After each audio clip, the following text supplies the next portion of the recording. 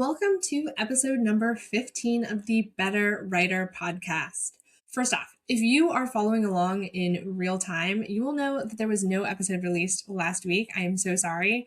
I essentially got super busy with client work, with other projects, things that needed to get done. So unfortunately, this podcast is one of the things that I had to let go of and just postpone to this week. So I was really sad to break the streak, especially after hitting that 14 episode milestone.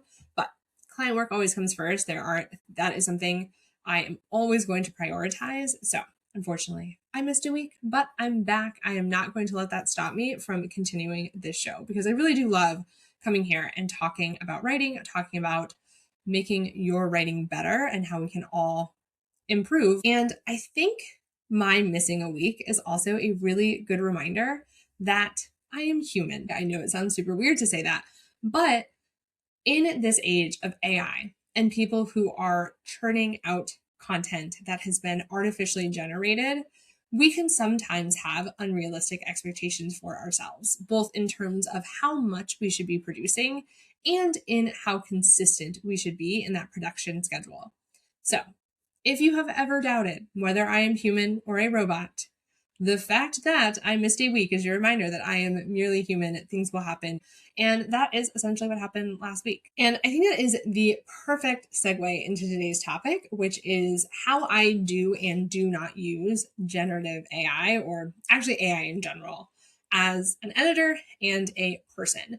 So I think it is really important to be transparent about AI use. I think it is important to talk about how people in this industry are using it. So I just wanted to add my perspective. And if you have ever wondered if you've thought about working with me or if you've thought about taking one of my courses and you want to know what my policy is on AI, I think it's important to talk about and to talk about in a nuanced way that isn't necessarily captured in just the AI policy on my website. Which I do have one, and you can go see that in the FAQs on my website, oliviahelpswriters.com. But I want to have a deeper conversation here and talk about AI in a broader sense than just like generative ChatGPT, because there's more than one type. So let's dive in. And I think the first thing that I want to say, and the most important thing that I want to say, is that I do not use generative AI in any way, shape, or form for client work. I have not, I will not. I have even turned off connected experiences in Microsoft Word. You might have seen all of the drama on social media when Word changed its terms and conditions, basically saying that we can use anything that you type in a Word document. And you can get around that by turning off connected experiences, which, we didn't really have clarity on what Word was actually scraping or doing, but I didn't want to risk it with client manuscripts because I work pretty much exclusively in Microsoft Word. So I turned off connected experiences. I am very, very careful that no AI tool or no generative AI tool is getting anywhere near my clients' manuscripts, because no matter what I decide to do with my own writing or my own work, that is never a decision I'm going to make for someone else. It is never a decision that someone should make for someone else. And I have seen Facebook posts where people say, I gave my manuscript to a beta reader and they ran it through ChatGPT to see what it would say. And I think that is horrifying. Do not do that. You can do whatever you want with your writing, your manuscripts. You do not get to make that decision for someone else. So if you have been asked a beta read, either do it yourself or don't do it at all. Do not turn it over to AI just because you are comfortable with it. That doesn't mean that someone else is. And if they wanted to run their manuscript through ChatGPT, they would have just done that themselves. They would have asked you as a human to read it. So sorry, had to get on my soapbox there for a second, but I think it is really important that people need to consent to AI. And I think we as industry professionals should make sure that we are honoring that and being very transparent with clients about what we are doing with their manuscripts. All right. You might be wondering, if I just said that I do not use generative AI as an editor, why would I bother recording this episode at all? What do I have to talk about if I'm not actually using these tools in my work? And first of all, I do think it is still important to talk about. And second of all, I specifically said I do not use generative AI at any point in my process, but I am using non-generative AI tools in my work, not to create work, because again, I'm not using generative AI, but in my actual process of how I get the work done myself. And I just want to talk about that because not all AI tools are generative AI. And again, I just want to be fully transparent and talk about how I'm getting the work done because I think it might be helpful for people to hear.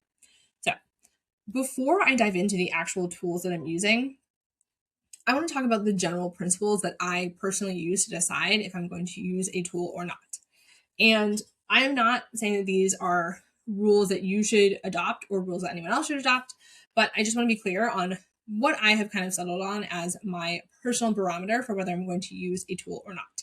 So I have 3 principles. The first one is that I'm never going to use AI to create content for me, especially not content that I am presenting as my own. So I'm never going to use AI to write a blog post, which should be very clear if you look at the date on my last post and realize how long it has been since the blog has been updated. I kind of shifted gears to this podcast. I'm not using it to create emails. I am not using it for social media posts or anything else like that. And definitely not using it for generating text in my editorial letters or anything like that. I would never send something to a client that I had not written myself. My second principle is that I don't use AI to do something that I would otherwise pay a living, breathing person to do. So I'm not trying to replace anyone or get rid of anyone's job by using AI. And that, again, I'm not saying that other people need to adopt this principle, but that is true for me. And then finally, I want whatever I'm using it for to be worth the cost that AI has, because AI is not neutral. The cloud is not just some magical thing in the sky that isn't using resources. Every AI tool that we're using, every technological tool that we're using takes energy, takes resources. So I am trying to be very conscious of the resources that are going into these tools. So, I'm not sitting here making funny talking dog videos because it just doesn't feel like a good use of those resources. Again, maybe people are going to come at me for that. But I think it is important to be conscious of what am I actually doing with this tool? Is it worth the cost?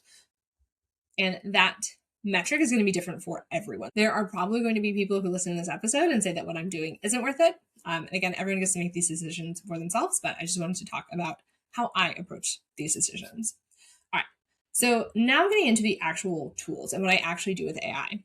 And the first thing that I use AI for is dictation. Again, this is not generative AI, but speech to text technology is powered by artificial intelligence. That is how it has become more accurate and more useful over time, is because it is relying on artificial intelligence. It's just not generative AI. Speech to text existed before ChatGPT and all those other AI softwares. So again, not generative, but it is AI. So I love dictation. I never thought that I would be the kind of person who would dictate instead of typing, but this was essentially a decision that was made for me. When I quit teaching and became an editor, I was suddenly doing a lot more typing. I was suddenly, had deadlines closer together. My editorial letters were coming closer together. And I got to a point where I was on a deadline and my hands were in so much pain that I thought I was going to have to tell the client that I just couldn't make the original deadline. I thought I was going to have to be late. I knew that dictation existed. I never really thought about using it. I dictated that editorial letter and it really saved me. And now I use it all the time. I dictate editorial letters, I dictate emails, I dictate blog posts if I am writing them. Any content that I want to create, I am usually dictating the first draft. Not always, but often. And it has helped me so much. First of all, it has helped with that pain.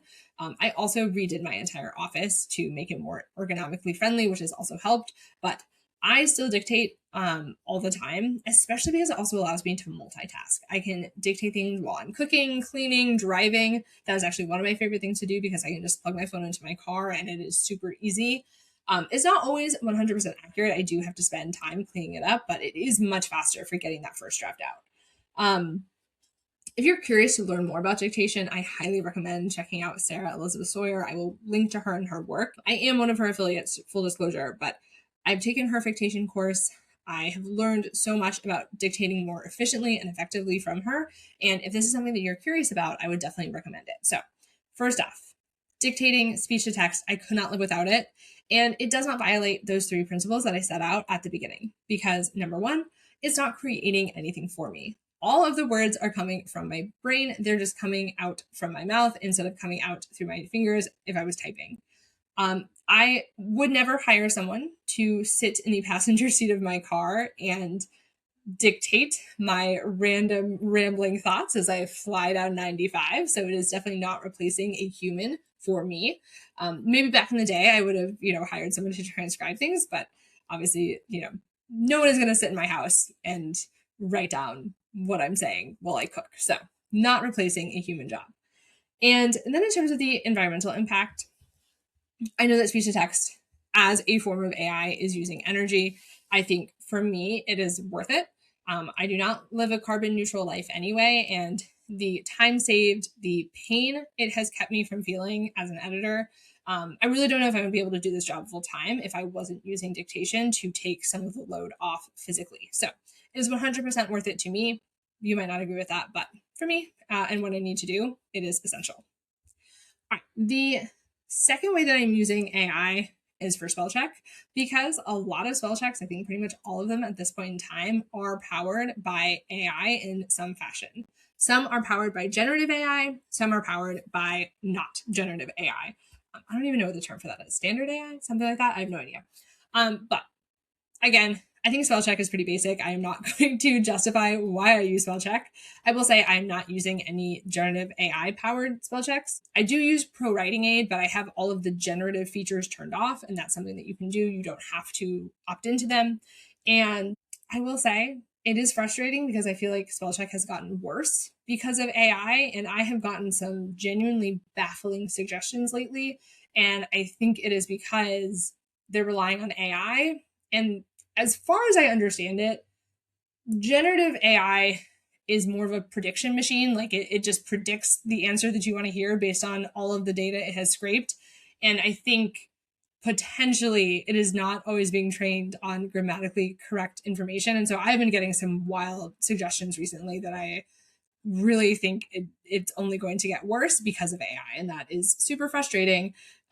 Just a couple days ago, Pro Writing Aid told me that I should change "I don't need anything" to "I don't need nothing." And again, truly baffling. Don't know where that suggestion came from.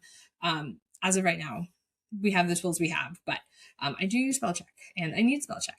I also use text to speech features so I can proofread my editorial letters, as in I have the computer read my editorial letters back to me so I know that, I catch any typos that I might have missed. So I am using those tools to check my own work, not the clients. I'm not a copy editor. I'm a developmental editor, so I am not checking my client's grammar. I am not doing any of those things. The only time I use spell check is when I am looking at my editorial letter to make sure it is clean and clear and doesn't have any errors before I send it to the client. All right, and then the other thing I'm doing with AI is for this podcast and for any video that I create for a course that I'm running or anything like that. Again, not generative AI, but I am using AI-powered editing tools that make it easier for me as the human to go in and edit the video. Essentially, the tool that I'm using, Riverside, has a text-based editor. So it generates a transcript of the video, and then I can edit the transcript, and it will delete the corresponding part of the video. It is a lifesaver. It's magic. And it is AI powered. And it goes back to my principles. I don't know if it is generative AI or not. I don't know if it is powered by an LLM or something like that. I would need to dive deeper into the technology. But when I think about how I personally am using the tools that are available, it is not replacing me. It is not generating content. I am recording all of these videos. I am still the one choosing the edits. It is just making the actual technique of editing easier, because I don't know about you, but I've edited videos the old-fashioned way where you had to go in and find the exact moment where you started saying that word and cut it out, and it was miserable. And this podcast would not exist if I had to do that for every one of these videos. My course probably would not exist if I had to do that for every one of those videos. So to me, going to that third point of is it worth it? To me, yes. Again, some people might disagree, but I feel really good about what I am able to share with writers, both in my course and in this podcast. And to me, it is worth it to use that tool to make the editing process feel sustainable. On point number 2, principle number 2 about replacing a human, I know for myself that I would not hire someone to edit these videos completely. So if I were using this tool to completely replace a podcast producer or a video editor, I think that would violate principle number 2. But that was never something that I entertained. So really the question is, would I hire someone to sit down next to me and make the edits to the video as I sit there and point to them and say, cut this word, cut this word? No, I would not hire someone to, do that. I would just do it myself. This tool is helping me make the editing process faster. I would not have outsourced that to begin with because I do know how to edit videos. I have edited them the normal way before. So I wouldn't hire someone to do that because I can do it myself. Maybe someday I will outsource that. But again, right now I'm not replacing a human. I am just making the task that I would be doing by myself easier, more efficient. And that has enabled me to create more content than I would otherwise. So those are the main ways that AI shows up in my life. Obviously, I'm also ignoring all the ways that AI has been forced on us in search, in email. I'm not clicking on that little Gemini button or whatever it is Google wants us to use. So I haven't really talked about those because that's not something that I am actively seeking out or using in my life, but that is like a whole other can of worms. It's annoying. I'm annoyed by how much people are trying to force AI on us. It is what it is, but not ideal in my book. The final tool that I use, and it's one that I've used very infrequently because it doesn't come up in my life very often. There's a tool called Marlowe that is produced by authors.ai. That is their website, authors.ai. It's not generative AI. First off, I have worked with this company, and I really respect the way that they do business, the way that they have prioritized authors and working with human editors, and they are not using generative AI. Instead, what they do is they look at your manuscript and compare it to bestsellers at a quantitative level. So, for example, it will look at your manuscript and say 25% of this manuscript is dialogue and 75% is narration. And then it'll tell you that the average for your genre is 35% dialogue and 65% narration. So it's looking at it in that quantitative way, which I find to be fascinating. Again, I would never use this on a client manuscript without their permission because I don't make that decision for my clients. But I find it really interesting to look at my stories that way. And it is a tool in the toolbox. It is something that we can use, but it doesn't replace the human element. You're still going to need an editor to help you understand, is my dialogue working? So the AI can answer the question, how much dialogue do I have? What percentage of this narrative is dialogue? And that is something that no human is going to go count. It would take so much time. It would not be worth our time and effort, but is an interesting data point that we can then use in our work with a human editor. And again, this is a company that I worked with before. That is why you'll see me listed on their website because they're also not trying to replace human editors. And that is something that you will see very prominently on their website. This is a tool. It is a form of analysis, but you're still going to need to bring in a human for developmental editing to understand what is and isn't working in your story at a deeper level, because ultimately that quantitative data is not as important as the qualitative experience that someone has reading your story. And that is why I am not super concerned about being replaced as an editor anytime soon, because when it comes to developmental editing, a computer cannot tell you if your book is going to make someone cry. A computer is not going to tell you if your book is working on a structural level and that a human reader is going to be intrigued and want to know what happens next. So if you're curious to know what percentage of this book is dialogue, or you want to know what your average sentence length is or something like that, I think it is a helpful tool. It is information, but it is not going to completely take humans out of the editing process. And it's something that I think you can experiment with and choose to use on your own, but it is not something that I am going to necessarily bring into the editing process because it's not my choice to make. When clients come to me for editing, they are coming for my expertise, my brain power, my insight into their stories, and that's what they're going to get. I'm never going to send someone the bot's opinion of their story. That's not what people pay me for. That would be disingenuous. It would be unethical, and it's not going to happen. When you hire me, you get my perspective, and that's it. And that perspective is built on a lot of practice as a developmental editor, on a lot of education. It is not built on what bots say, because in my experience, the bots don't have much to say that is actually worthwhile. That's my hot take for this episode. But Anyway, I hope you have enjoyed this episode, some insight into how I am and am not using AI tools in my process. Like I said before, if you want to check out the tools that I've mentioned or learn more about dictation, I will link those resources below.